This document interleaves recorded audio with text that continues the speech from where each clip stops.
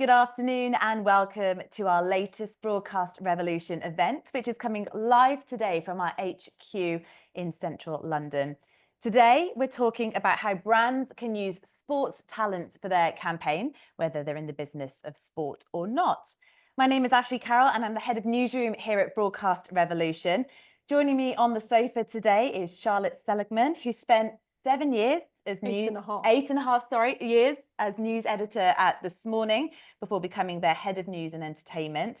As well as working as an editor at OK magazine, Charlotte led the successful launch of Talk TV, overseeing programming structure, content strategy, and talent management, which is an interesting one. Lots of it. Yeah.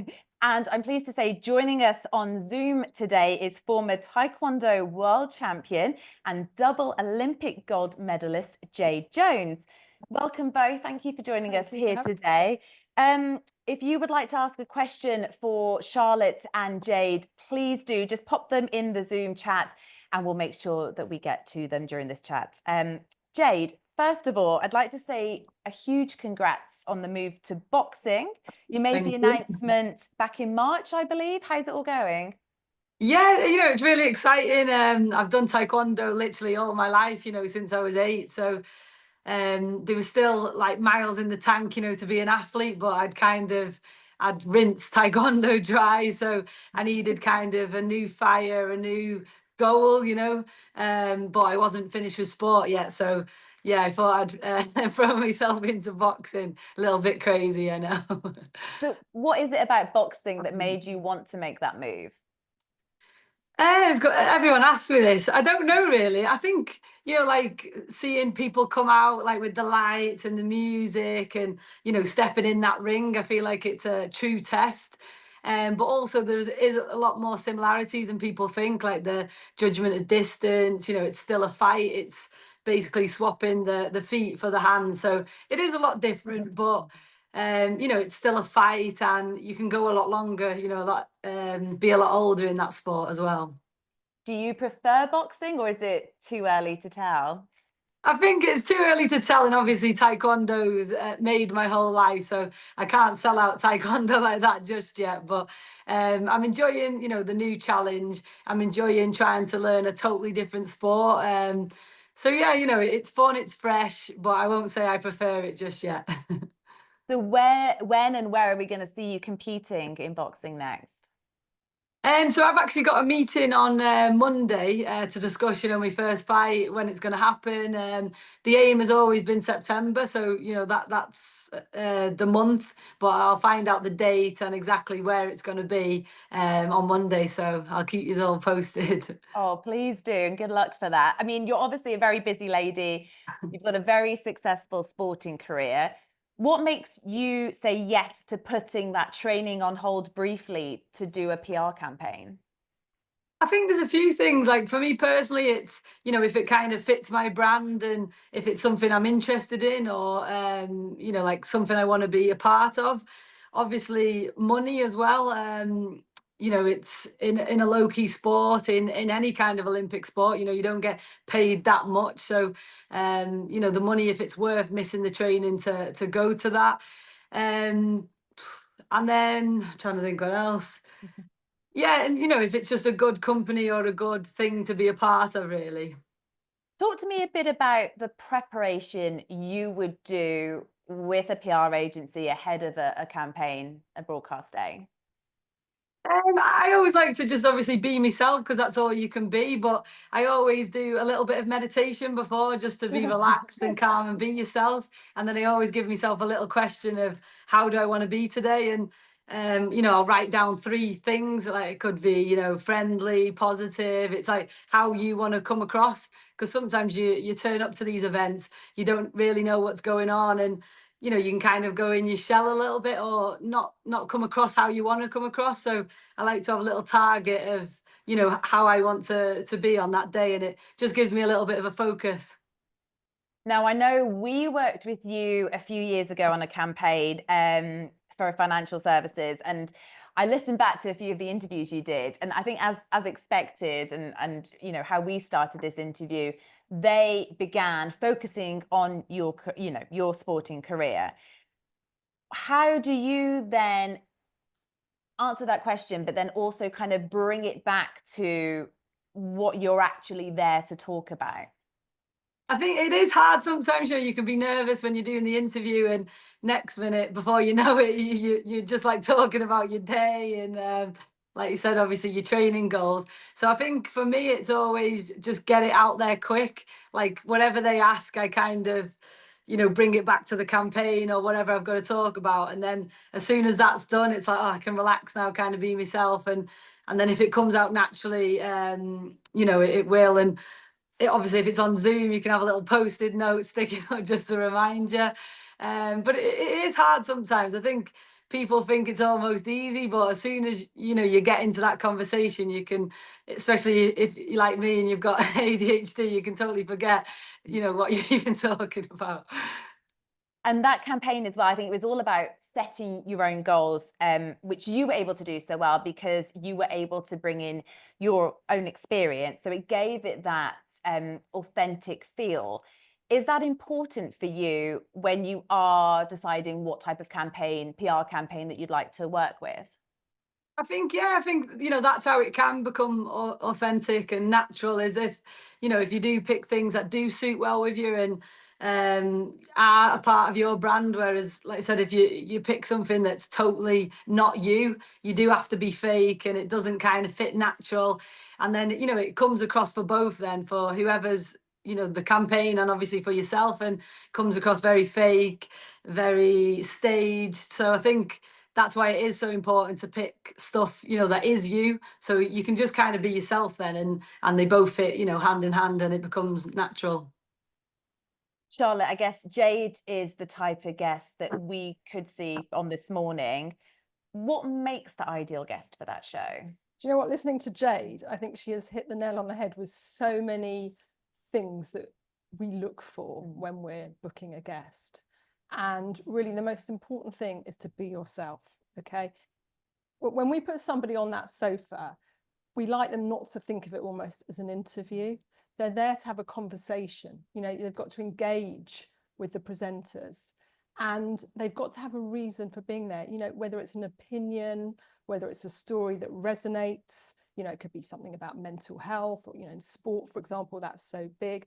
And it's so important for a guest to bring that to the table. There is no point just turning up when, let's face it, you're being paid to do a PR campaign, sitting down, being monosyllabic, having, one-word answers to things. That's not what we're looking for. And actually, This Morning particularly used to have people back for whatever reason. If the presenters have loved interviewing you, for example, if you have performed, and done well with that interview, you will be back for other things. You could be asked back, Jay could have been asked back for a fashion shoot, for example, or, she looks at a new range of sporting gear. That's what makes us, people describe This Morning as a family, but it is in the way it treats its stories and its guests. And I think for Jade, she said, just being natural and yourself, that is so important. Nobody, the audience is such a big part of that show.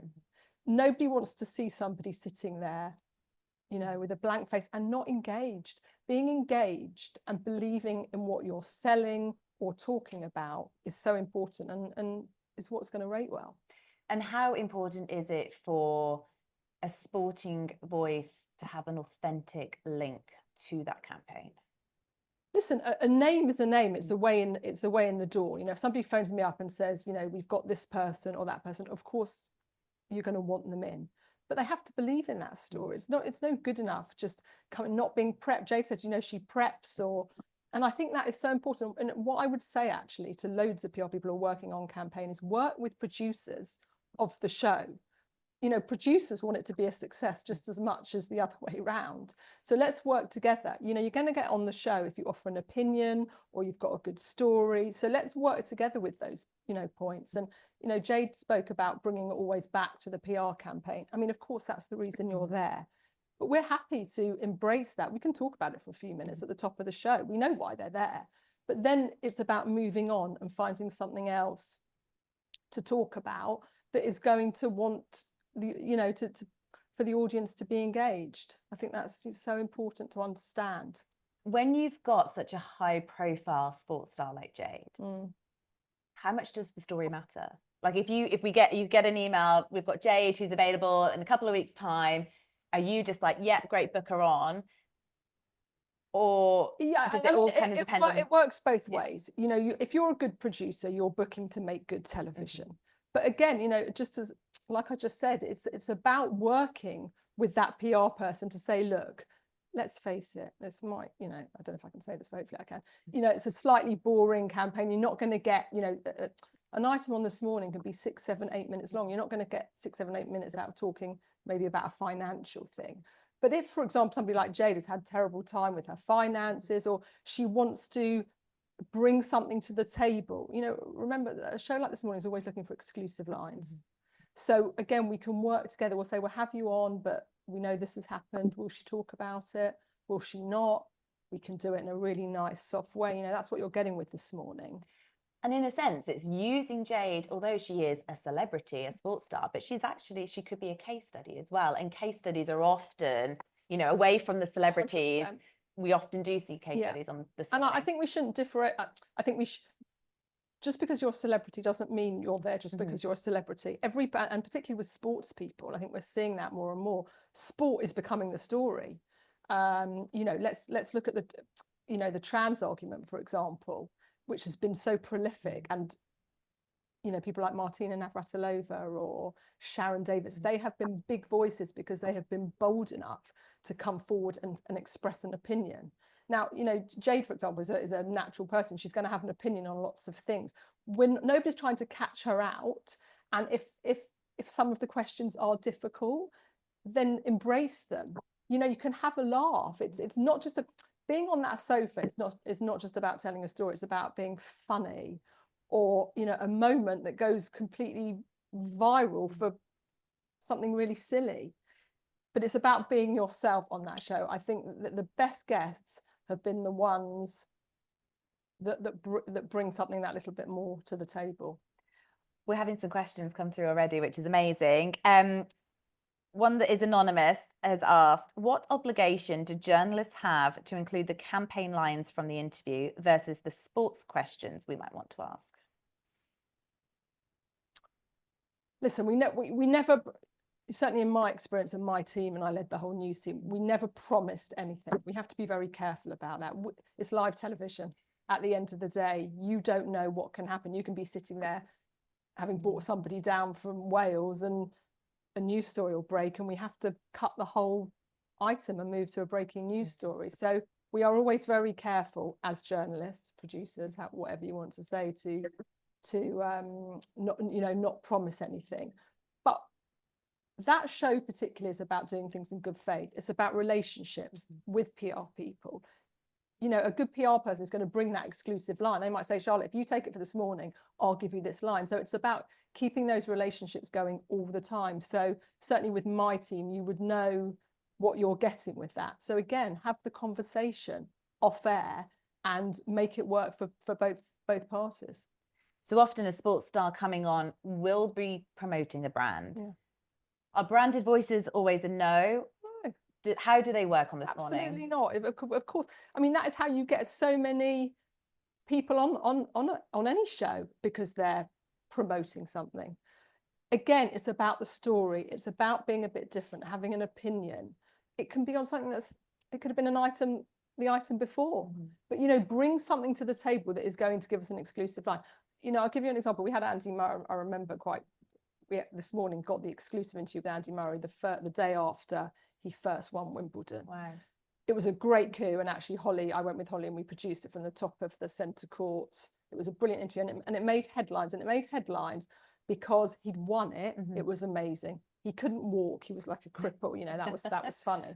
But Holly dared asked him, or I actually said, ask him when he's going to propose to his then girlfriend, you know, after obviously the fan of being so amazing and winning it. And she did, and she got that question in, and he went a bit coy, but he laughed because you know what? It was a different question to all the other questions about winning. How are your legs, Auntie? Can you walk up the stairs? All the things that everybody had asked him. So it's about being different. She asked him the question. We got a great news line. It went absolutely mad everywhere, and This Morning had a great exclusive. So talking about stories, then that's obviously a great exclusive.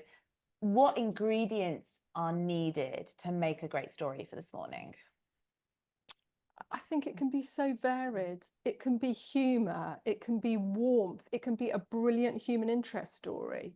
It can be a great celebrity with a great personality who gets on brilliantly with the hosts, you know. It's so hard to be specific. I think having an opinion, not sitting on the fence, and being really engaged with you know, if we're talking about PR campaigns, we're being really engaged with that. And having somebody that is going to sit on that sofa and love what they're talking about and be passionate about it. So if we, as a PR company, were offering Jade to This Morning on a story, how would it then work with us being able to secure interviews for her on the other ITV daytime shows like Lorraine? Yeah, that's always been a tricky one, hasn't it? And bizarrely, although they're all under the ITV daytime house, the competition is huge. I mean, if, you know, certainly in my time, if anyone chose small, you know, didn't choose This Morning over the others, I would go nuts and do everything I could to take the story away. I mean, it was. So you guys would fight for a story? Oh my God, we fought like cat and dog. We did. we absolutely did. But that's not to say. I mean, This Morning, I would say, is the sort of the biggest daytime show. It's 2.5 hours. I mean, if you take out, you know, GMB. But that doesn't mean that a guest could easily follow with the Loose Women, maybe 2 or 3 days later, maybe on another angle. And actually, in reverse, This Morning also might have taken a guest a bit later on. You know, maybe we would have done a topical debate and maybe we would have slotted the campaign in at a slightly different angle. That's what I mean about always working with the producers to try and find something. And the other thing that I think is important to say from a PR perspective is sound out who the right people are. I cannot tell you how many times people would just pitch and I would look at something and say, have they actually watched the show? Have they found out who the news editor is to say, you know, and it's all done on spec. And I think for it to work and be creatively good, you've got to put more into it. So how is the best way to pitch to This Morning? I think find out who you need to pitch to. You know, if it's something like This Morning, it's the news desk. Find out who the news editor is. Pick up the phone. Don't just email. You know, we get millions of emails every day.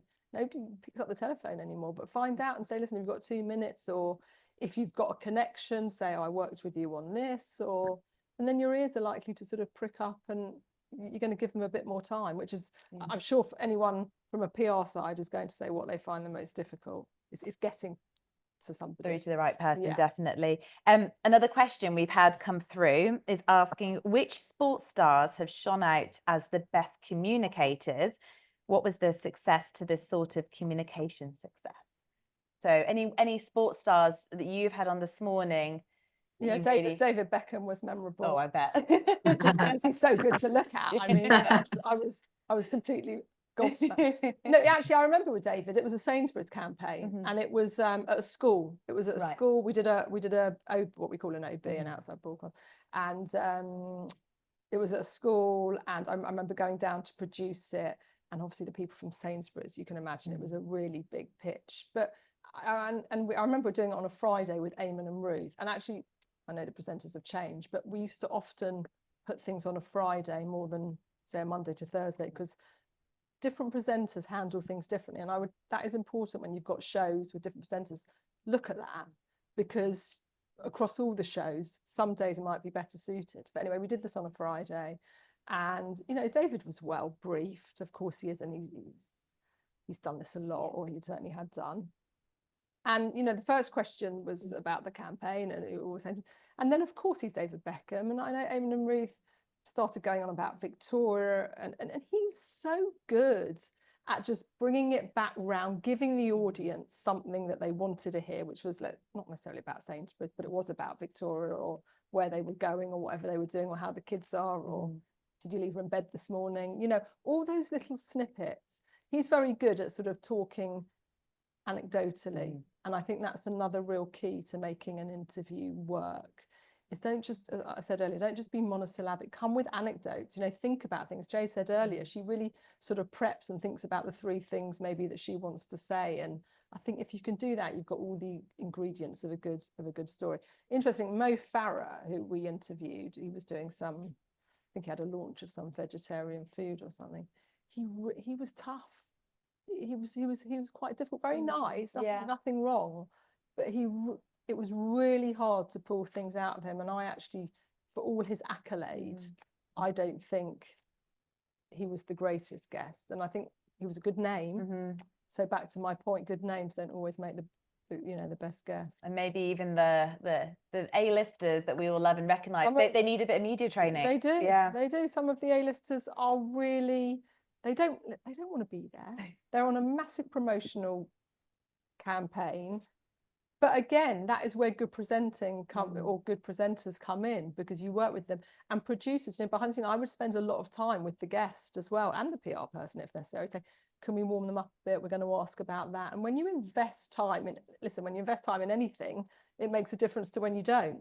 So that would be my biggest sort of pointer, is invest the time in getting to the studio, speaking to the right people. If somebody's nervous, for example, Jade said, she goes, the presenters will go in and say hello and, warm them up. And that is so important. It makes such a difference to you've got 6 minutes of sitting there to make an impression, and whether you're going to be asked back or whether the campaign's going to be a success or not. And those 6 minutes just fly by, they really do. Yeah. We have a question for Jade. This is from Samuel Dean. Jade, would you prefer to do promotion with a PR company for a brand on social media, or do you like going to shows like This Morning to promote a product or campaign? Ooh, tough question that. I think a bit of both for different reasons. Obviously, when it is just on social media, it's easy. Do you know what I mean? You can just do it at home. You can do loads of takes, to get the kind of the right video. And as you said, sometimes you can be a bit nervous, so you can do it at home, in your own comfort. But then the natural, authentic side of it does come out more, when you're actually on the show. And just to reiterate the other point, it is really important, the presenter or the interview, they can get the best out of you. I've had some people interviewing me, and like you said, they ask the same questions, and then you kind of fall into a trap of, being monotone. It's automatic, like robotic responses, because you've said it a million times, everybody's heard that. Whereas when, someone is genuinely interested or asks like different quirky questions, it does kind of brighten up the conversation and makes it a lot more exciting, and a better interview for everybody, I think.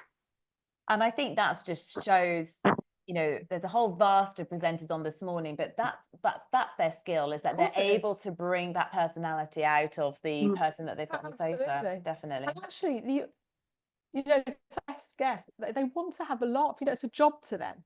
So it's a bit like all of us. We come to work every day. You want something that's going to make you laugh or cry or gawp, and that's what you can get. So that, of course, it is down to the presenters to bring that out. But they want to do it. They don't want to sit there and have a boring interview, and they don't want to ask the same questions that they saw 3 hours earlier on every other morning show. Can I ask, how much prep do they do? And is it the presenters? Yeah, is it mostly producers that they'll do it for them? Yeah, they'll get a brief on every guest, and the producers will. But again, that's sort of what I alluded to earlier.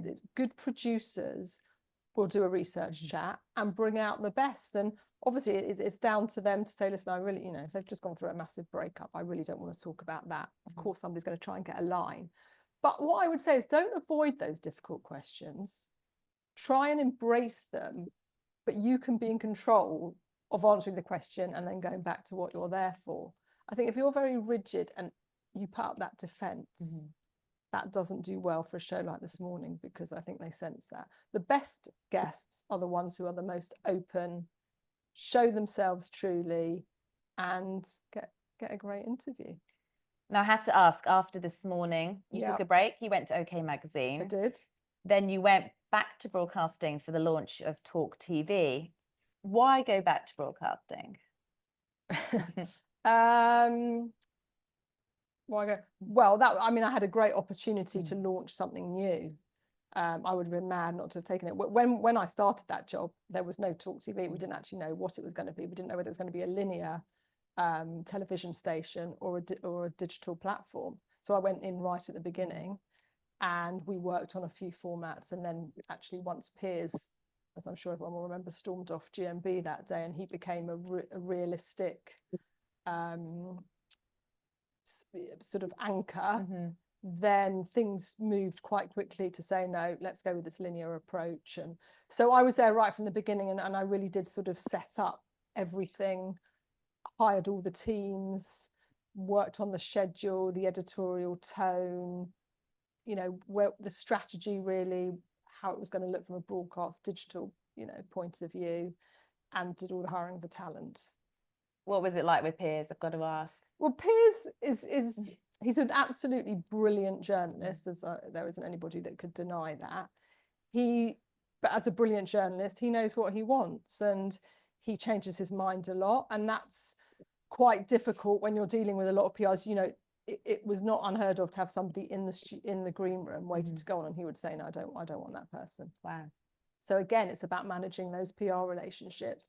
And, you know, you have to understand when you're working with somebody like Piers, you know, rather than flying off the handle saying, never working with you again, you know, work with them. Listen, we'll pay you, we might say, or let's bring them back tomorrow, or, you know, so it's really important to maintain those relationships. But he was great fun, Piers, and he, you know, he liked what we did there. It was new and fresh and innovative, and I think it worked for the period that, you know, we were on air.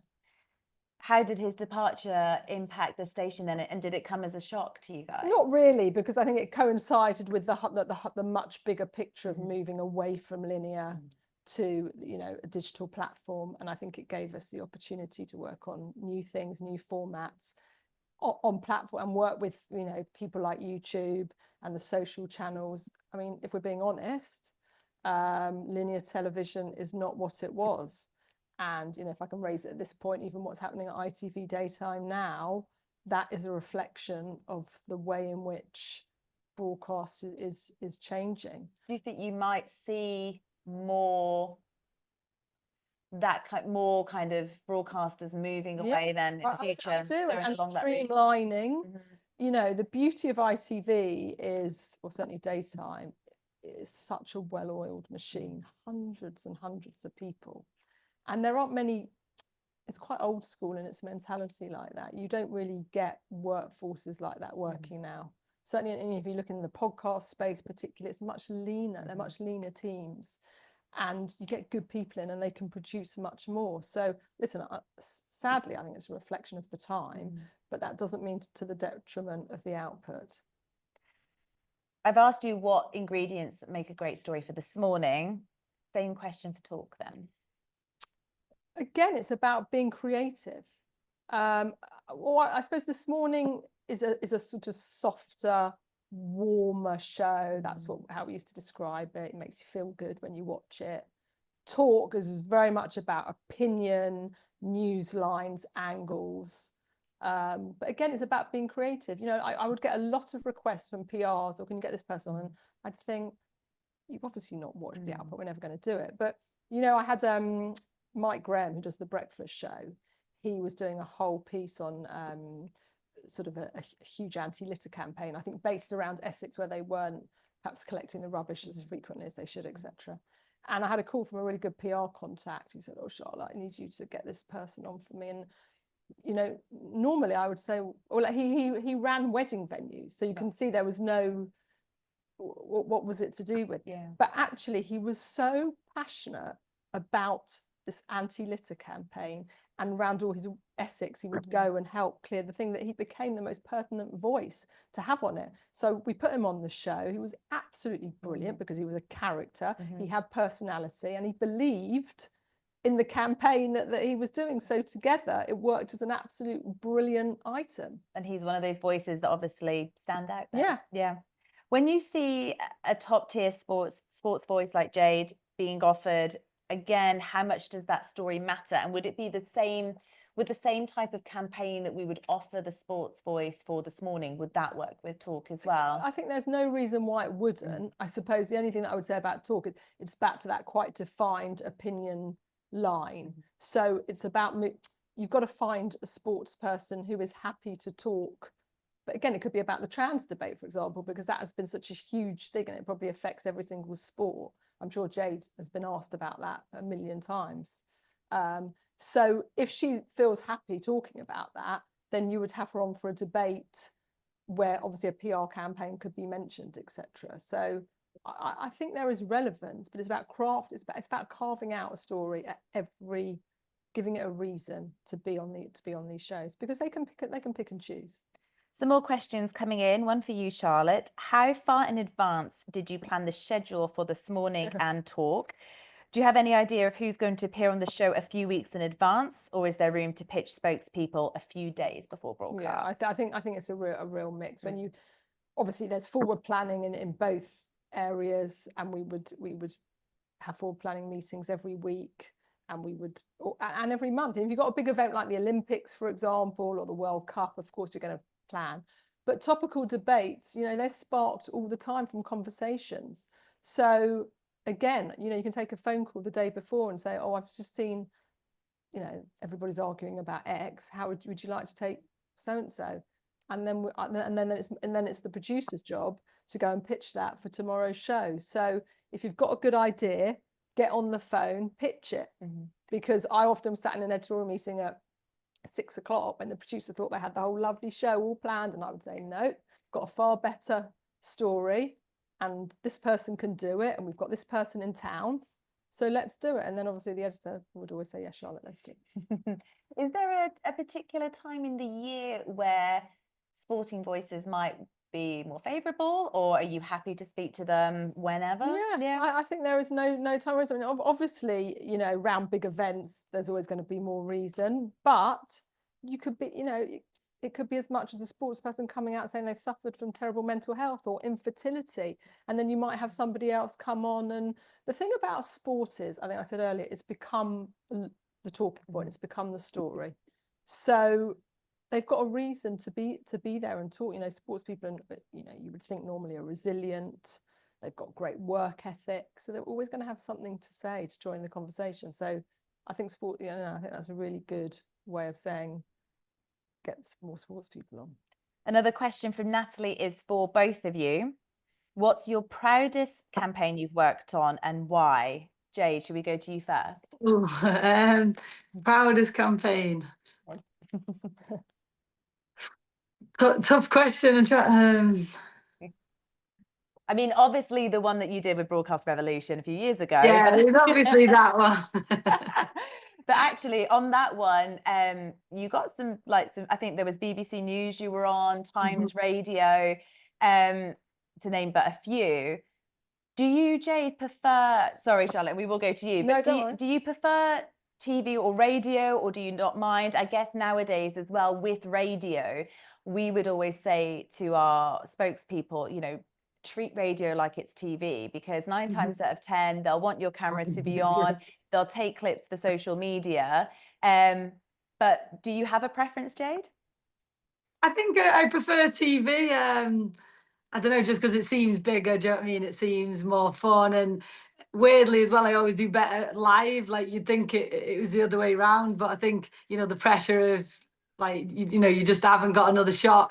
I love that. But yeah, no, it's hard to pick like the proudest campaign, and I think everyone is so different. That's what makes it so exciting. And you kind of, every time I do one, I'm thinking, I can never imagine myself doing this. It's always something random, something different. So yeah, and obviously the one I did with you guys, I think it just tops them all. What about you, Charlotte? Gosh, it's a really tough question. I think so many good stories became campaigns on This Morning. You might be sitting with a really good human interest. I remember, a woman whose son killed himself, and he'd been bullied. It was so sad, and she was so articulate on the sofa. And we turned it into the most amazing campaign that did get amazing PR, and so it sort of works both ways. But the Sainsbury's one with David Beckham was really good, because I got that exclusively. They didn't want to do it This Morning. They said it will be a Sainsbury's, so they won't get anything out of it. And actually we turned it around to be really, really great. And it was a great interview. So I would say those. Jade, one of the things I wanted to ask you is, how do you handle those tricky questions, especially when maybe an interview is focusing too much on your career, and you need to talk about the campaign that you're trying to promote? I think I just end up talking about, what I want to talk about. I think most of the time, in interviews, they don't really post, what the interviewer is asking. They just post what you're saying. So, in bad ways, it can catch you out because you end up just answering their question and then it looks like you've said that. But yeah, if I want to talk about something, and they're not asking it me, I just start talking about it, and then it's kind of got to go in then. Are there common mistakes PRs make when working with sporting personalities? I think, like we've already spoke about, just trying to make them relaxed. I think most of the time, we're athletes at the end of the day. We're not models, we're not TV stars, we're not, whereas people expect you to almost be amazing. I remember a bad situation when, when I was very young, and it was like kind of my first one. I was doing this model appearance and I had to take these pictures, and the woman was like, do some moves. And I was like, I just do taekwondo, I just kick people in the head. And she was obviously used to working with professional models, and she was expecting me to like do all these moves. And it was a horrible kind of situation. So I think the most important is just, to make them relaxed, and then you're going to get the best out of them. And like you said before, if you spend 10 minutes, getting to know them, then you feel a lot more relaxed, you feel a lot more assured, and then your natural self comes, and then everybody gets the best then. I guess, yes, it's important then have that briefing call ahead of campaigns, perhaps have that media training, and just really help the spokesperson feel relaxed and ready. Charlotte, what are the do's and don'ts then when PRs offer a sports star for a campaign? I would say make sure the person is engaged. So whoever they're putting forward, make sure they're well briefed, they're passionate about what they're, selling. Don't send somebody disengaged or who's not really, let's just face it, who's taking the check. And that's what I sort of said earlier about good name isn't always the best name. I think that's important. And try really to offer a newsworthy angle. I think come up with a story, a line, and I think what Jade just said is often you get a clip and it's not the clip that they've just taken what somebody said, but we're talking about news organizations. We're always going to try and get the line, and I think it's good PR. There's all news is good news is the way we would say it. There's no such thing really as a bad line, because if it goes viral, then surely the PR done their job. What are some of the interviews that have stood out for you then for all the wrong reasons, either at This Morning or Talk? Tough questions. Well, I think people who really come on and are stiff and don't answer the question or try and shirk the question.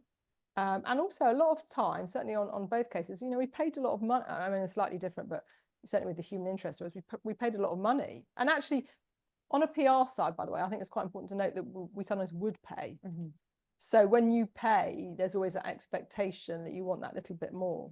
Just because somebody's doing a PR campaign, we often top it up with a celeb appearance or what have you. I mean, as I said, sort of Mo Farah was, did stand out. He wasn't great. Paul Gascoigne. I mean, I thought we weren't going to be able to put him on because I think he'd been drinking. Yeah. And we paid a lot of money. Gosh. And we had obviously a duty of care, and so that was a bit tricky. And and went ahead talking about live TV, what it did. And your push, I'm a journalist through and through. I'm not a PR person, so I always want to try and get the story, and I always want to try and push for those, great lines. But I'm very careful about looking after my relationships as well. I never would have, just for the point of a good story, peed off somebody that I'd worked with for years who's going to come back time and time again. And I think reputation in that way is very, very important. Charlotte, one of the other questions we've just had come through: how often can media companies secure the guest as an exclusive interview, or will you always want coverage across as many platforms as possible? No, I think often you want the exclusive, so you will work with that whoever it is to make that happen. I mean, as I said, just talking about daytime and even talk. I mean, we obviously worked in the same building as The Sun. The times we were often fighting over the same story. So it's just about knowing how to secure a good exclusive. But again, good relationships come into that. How important as well for This Morning and Talk TV is their social following? Is it a case when you have a great sporting voice or celebrity or case study on the sofa, is it important then that you get those clips 100%. To put on socials, 100%. Go viral? Oh yeah, I mean, that's the way of the world now, isn't it? Very different to when it just used to be, oh, one appearance here. Now it's about carving up, chopping up, making the absolute most of every 6-minute interview. Sometimes it's not 6 minutes, it might be 3 minutes. If they've said a line, getting it out, and the speed at which you need to do that. Well, it can work on both sides, can't it? Because then you both get rewarded. We are running out of time, but before we go, Charlotte, I'd like to talk to you about ITV, because last week we heard of a major shake-up to its daytime show. So from 2026, Lorraine will be reduced to 30 minutes. Lorraine and Loose Women's output will be reduced to 30 weeks of the year, down from 52. Good Morning Britain's been extended. Also, GMB will be made by a dedicated team within ITV News at ITN. Did this come as a surprise to you? I think it was quite brutal, and I don't think people expected the level of cut that was coming, and there've been whispers and rumours for quite a while, certainly with GMB being obviously more aligned and coming under the ITN banner. So yes, I think there has been a lot of shock and surprise, and listen, there've been a lot of very negative stories. I suppose what I would say is I don't think it will affect the output particularly, and I think certainly from a PR perspective, yes, you might be fighting. I mean, the shows are still going to be there, so it's still about getting that pitch right, and making it as good as you can, so that's the one that the show chooses. But they're still going to need great guests. It's still about pitching those people that are going to click and work. And as you said, GMB's been extended 30 minutes, so you're going to need more guests for that one.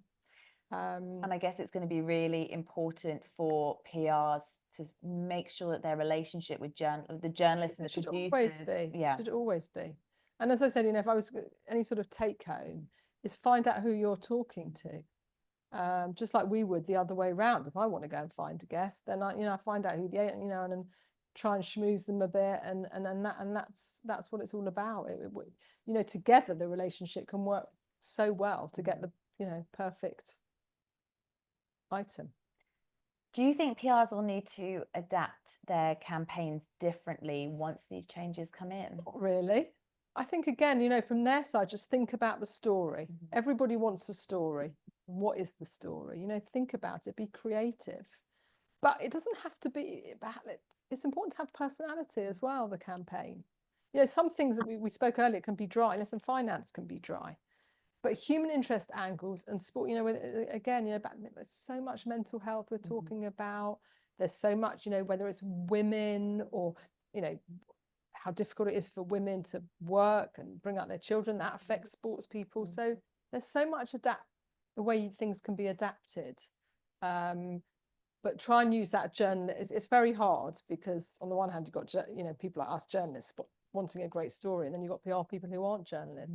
And I think that's why things like today actually are so important. Hopefully they get an understanding of how we work so that they can work better with us.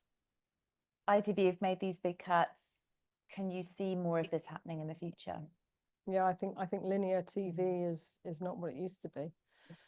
And I think if we're all being honest, we probably don't watch it in the way we used to. Even those, great big shows. I mean, when I was there, I mean, it's not, they don't have the viewership, and things have changed. People are scared or frightened to offer that, because they're going to be cancelled. So unfortunately, the way of the world has changed, but we're moving into a new digital space. And I think that's a good thing. I think for the young, let's face it, TV audiences are dying, linear TV audiences are dying because the age people watching them are getting older and then sadly dying. So it's about that younger generation. And I think if we're all honest, if you look at the younger generation, certainly I've got, 2 teenagers, 17 and 20, they don't consume TV in the way we used to. That doesn't mean they're not interested in the same things, but it's about the output that I think has to move with the times. Fabulous. Thank you so much. I'm afraid to say that is all the time we have now. Jade Jones, Charlotte Seligman, thank you both for joining us here today. Any moment now, a poll will appear on your screens. If you don't mind, please just take the time to fill it out, because it really does help support and shape our future events. Our next event in June will focus on all things podcasts, and we'll be chatting to the head of podcasts at Global and one of the producers on Diary of a CEO. So keep an eye on your emails, and we will send more details through for that one shortly. For now, though, thank you very much for watching.